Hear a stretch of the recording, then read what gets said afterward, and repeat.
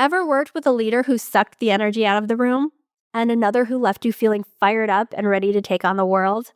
That's leadership presence at work, and it can make or break how you influence others.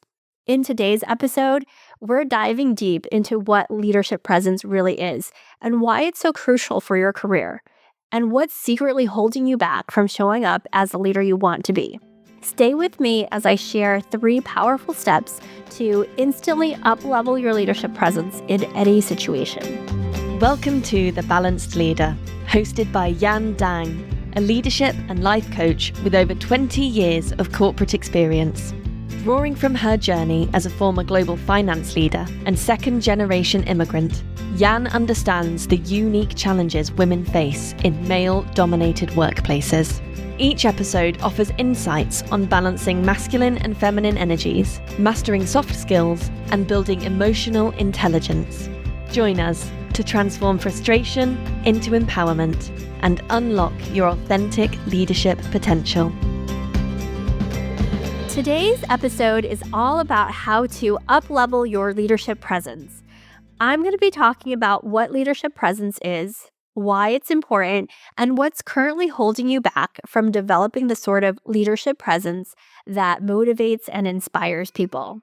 Then you'll get 3 simple steps you can use in pretty much any professional interaction to uplevel your leadership presence and show up the way you really want to.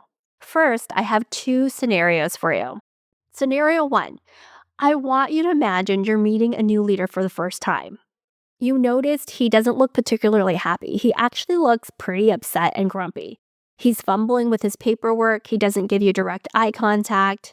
He starts sharing with you his plans for the organization, for the team, and for you specifically, and you feel the energy dropping. These nonverbal cues have you worrying about your job and thinking about all the ways that aligning with his purpose is going to be difficult for you. You're unable to find any possible positives about working with him in the future. Scenario 2.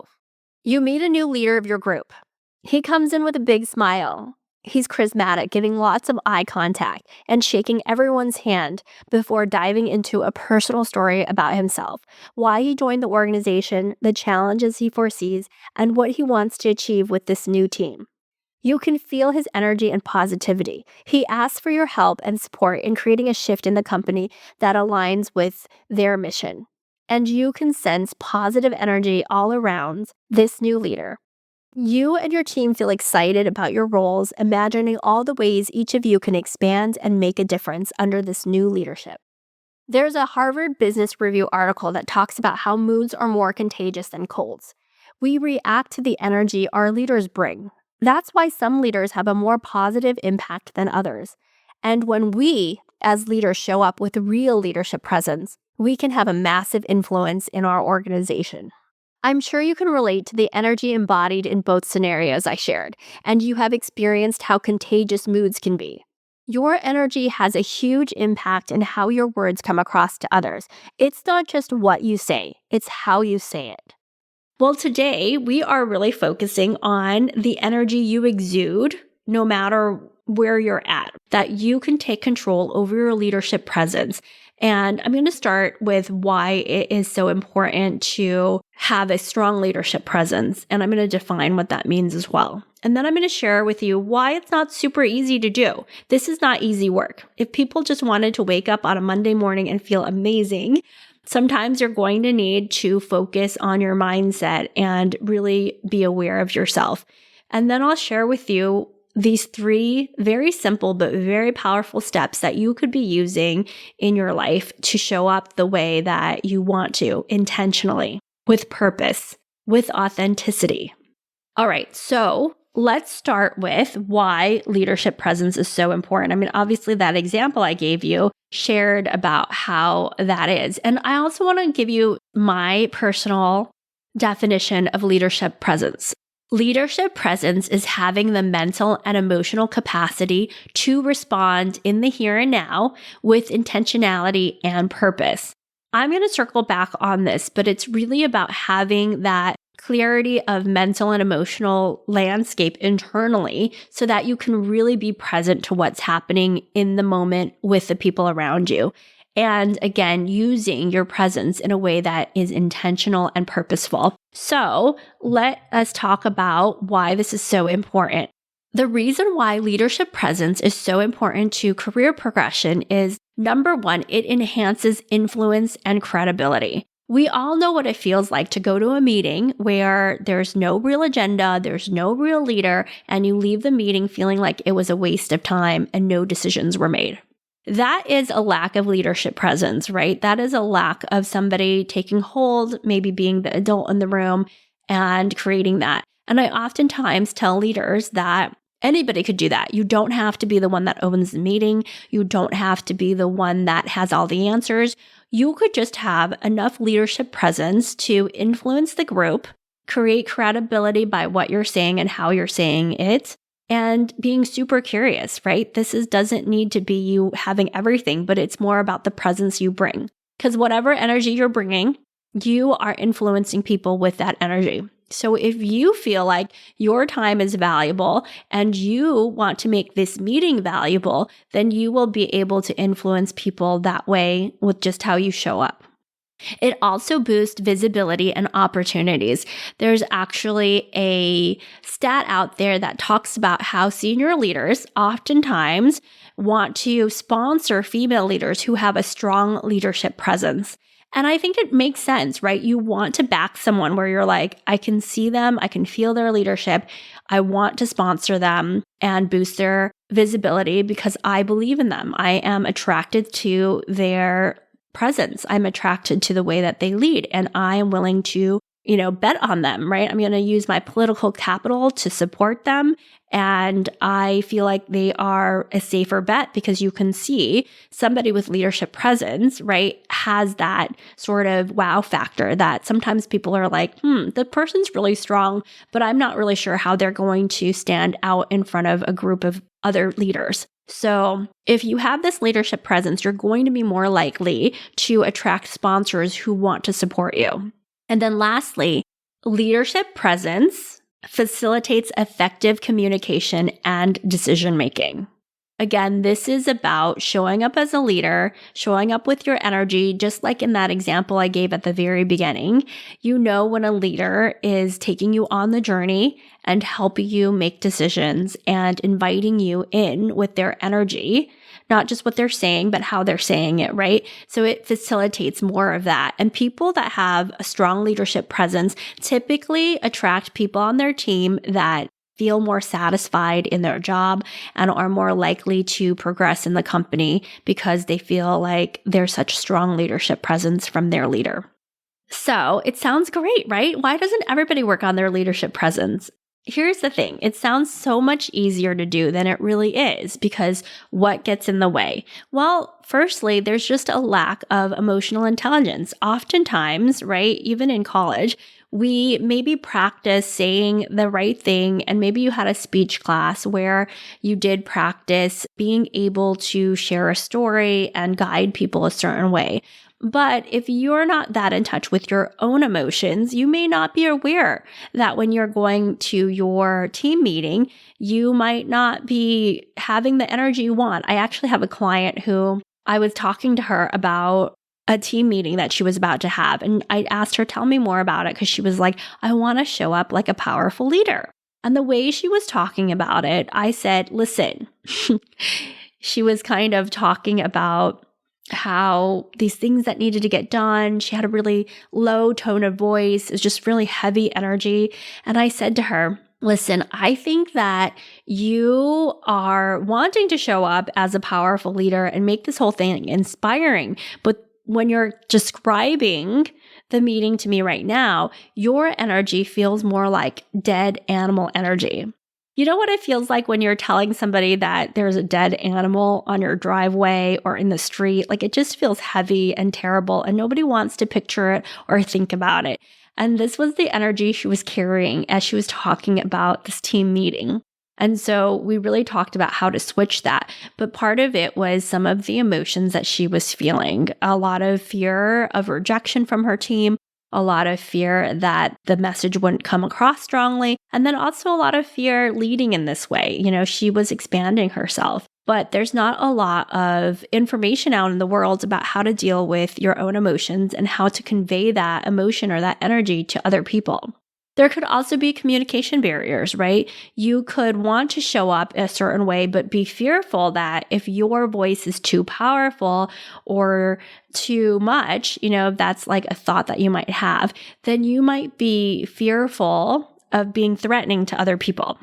And so again, you hold yourself back. You could also fear conflict. Sometimes it's easier to give a watered down message, but with that watered down message, you might have a certain energy that is not very inviting. And it's just kind of causes more people to be confused about where you stand.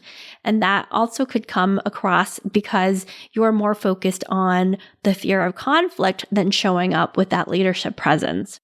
Overwhelm and stress is another big reason. I always like to share examples of this. I have 2 young kids, and oftentimes our brains go to a lot of different places when we are stressed or overwhelmed, or we haven't given ourselves time to have enough transition time. So you can imagine getting into a meeting, maybe you just got upset at your kids for something, and instead of being the present leader that you want to show up as, you are grumpy and angry and haven't had time to center yourself or ground yourself, right? So this overwhelm and stress, the way it shows up is it actually causes our brain to focus on other things. And if we don't know how to channel the energy, it's really hard to show up the way that we want to.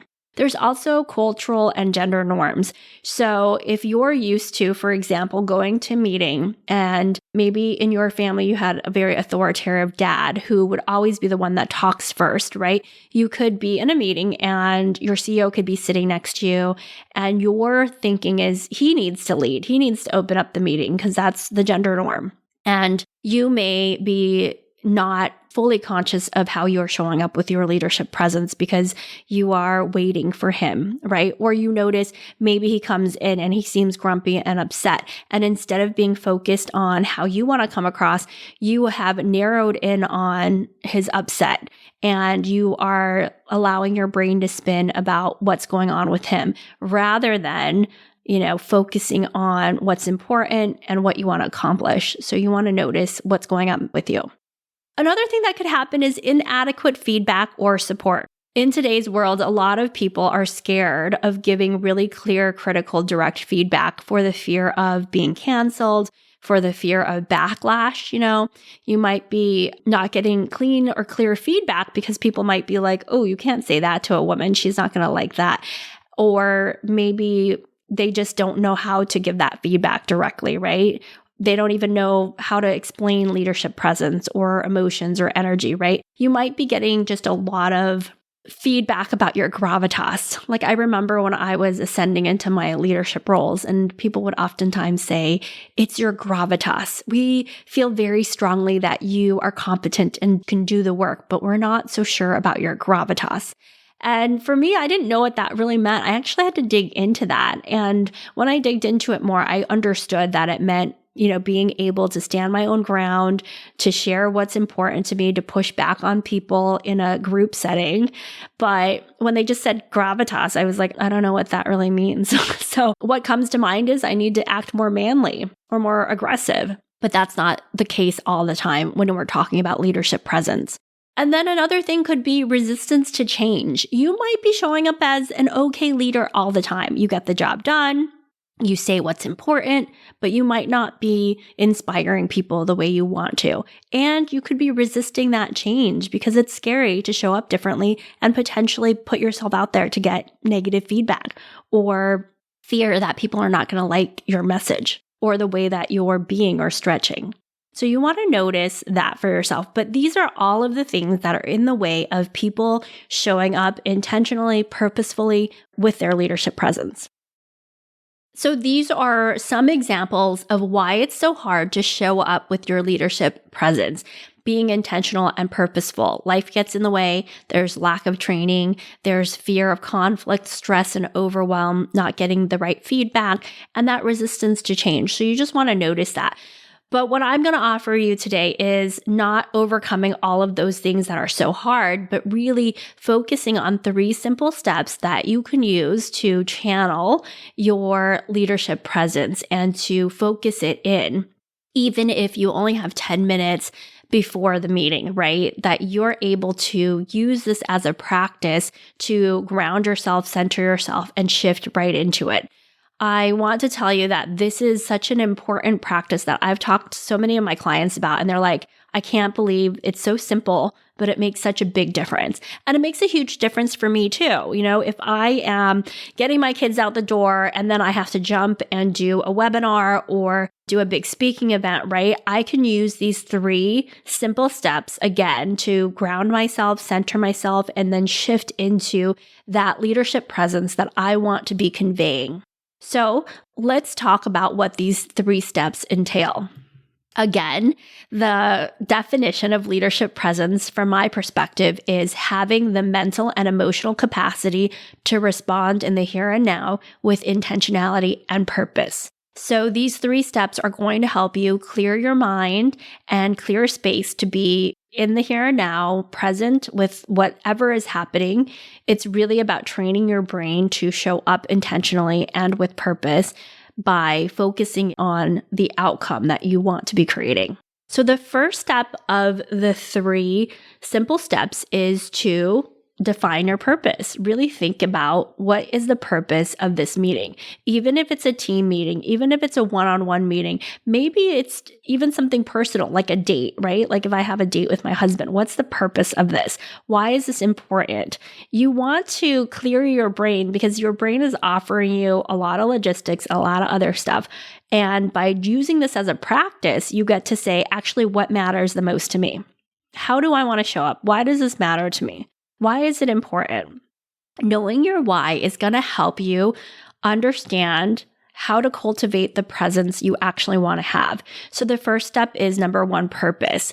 And so, for example, I had a client and she was going to do a town hall, and her purpose was not just to show up and get the job done and get it over with. Her purpose was to create an inviting space and to help people know that she had control over the financials, but that she wanted to be able to make it understandable for people. And she wanted them to know where the company was and what the message was that was important. She wanted them to feel secure that the company was in a good shape financially so that they could focus on their job. And her bigger why was she wanted to show up as a female leader who could do this, who would be able to make this impact for people and not scare them with numbers, but really help them be part of feeling that they understood what's happening in the company. So figure out what that purpose is for yourself, because that is going to help guide you on how you want to show up, which is the next step, is presence. So how do you want your presence to be? The question you want to ask yourself is, how do I want to show up? Visualize the leader you aspire to be in that moment. Consider how you want to look. How do you want to sound? And how do you want to feel in the interactions? So with my client in the town hall, she was like, I want to seem grounded, confident, calm, and connected with people, right? It's important that they can feel like I'm connecting with them. I'm going to give them eye contact. I'm going to share. I'm going to take up space on the stage. I'm going to wear something that's warm and inviting and maybe more feminine. So she was like, I want them to see that I am a woman leader, and that, other women leaders in the audience could be like, wow, that person is showing up. I remember even people from my days of presenting where they would come up to me and say, gosh, I still remember that presentation. You stood up there with that white dress and you were telling us how important it was to hit our sales target. And that is just solidified in my mind. This is really the power of leadership, right? If you're able to hone this leadership presence in, you can start creating for people these thoughts about you, and that helps them, again, see themselves, but also lead however they feel is the most important for the company, because they're aligned to that purpose. So you want to focus on what is the presence you want to have, and what are the thoughts that can help reinforce those feelings in you, right? If you channel it into this, like how you want to show up, it replaces the self-doubt and the negative thinking that could come up if you're just on autopilot, right? If you're on autopilot and you don't feel prepared and you feel scared, your mind is going to offer you more negative thoughts versus if you decide ahead of time how you want your presence to be, how you want to show up. You will be more able to get into positive self-talk and focus on how you actually want to show up. So for me, instead of thinking about my kids and the schedule and the pickup and all this stuff, I keep just redirecting my brain to what it matters. What's my purpose? How do I want my presence to be? And then the last step, this is one that really helps us to anchor ourselves, which is using positioning words. So first, you define your purpose. Why is this thing important to me? 2, you want to cultivate your presence. How do you want to show up? And then 3, this is really your Cliff Notes. If you are an 80s child and remember Cliff Notes, these are the 3 words that embody the qualities you want to project. For example, when I asked my client, what are those 3 words, right? If you're in this town hall, how do you actually want to show up? And she said connected, warm, and playful, right? So that's what she came up with after defining the purpose, cultivating the presence. And those were the 3 words. And I literally have my clients write it on their, notebook or whatever is in front of them, because what will happen is maybe you go up on stage to do that town hall and there's a tech problem or something's going on that causes you to get distracted, but you have your 3 words. So you go back to them. You're like connected, warm, playful, right? Not getting anxious over the tech issues, making a joke about the tech issues, getting into that warm space. And I want to offer, you can also use these for other purposes. Like if you have a board meeting, for example, another client I have, she had a board meeting and she wanted to come across firm, authoritative, and open, right? Because that openness, right, allows for curiosity and not defensiveness. And that authority, though, being authoritative and firm, like also helped to ground her. And so you want to be able to pick the 3 words that most align with the purpose and the presence that you want to be conveying and projecting to people. And again, you can use this even when you're transitioning into your personal life. So oftentimes, if I'm transitioning from a big work thing into my personal life, I want to give myself a moment. And when I am with my kids, I want to be calm as I can be as a parent of kids under 5, calm, curious, and playful, right? Like I want to be in that space too, right? And the more I direct myself to that, the less I get triggered by the messes that happen, the less I focus on negative things or logistics. I can help myself to be more present and show up, leading my family how I want to lead them. So I really want you to practice this as a way of being and a way to have more control over how you are presenting yourself and what that leadership presence can actually create more of in your life. Because if you noticed yourself, it could be clear, confident, and composed, and you start practicing this, what happens is that you start showing up differently and people are attracted to your energy and they're attracted to how you're saying things, your way of being. And this could actually create lots of different positive career progressive changes in your life. And it all starts with you owning that leadership presence. So just like with my other client, instead of that dead animal energy, and she shows up with feeling more confident, clear, and composure, right? That creates something very different for her team than what she would have unintentionally created with that dead animal energy. So I want you to practice these steps. They're pretty simple. Number 1, define your purpose. What are you wanting to create in this moment as you are being present, right? In this meeting, it could just be you joining a meeting, not multitasking. It could be you asking more questions, being curious. So what would that purpose require? What presence would you need to cultivate? How do you need to show up?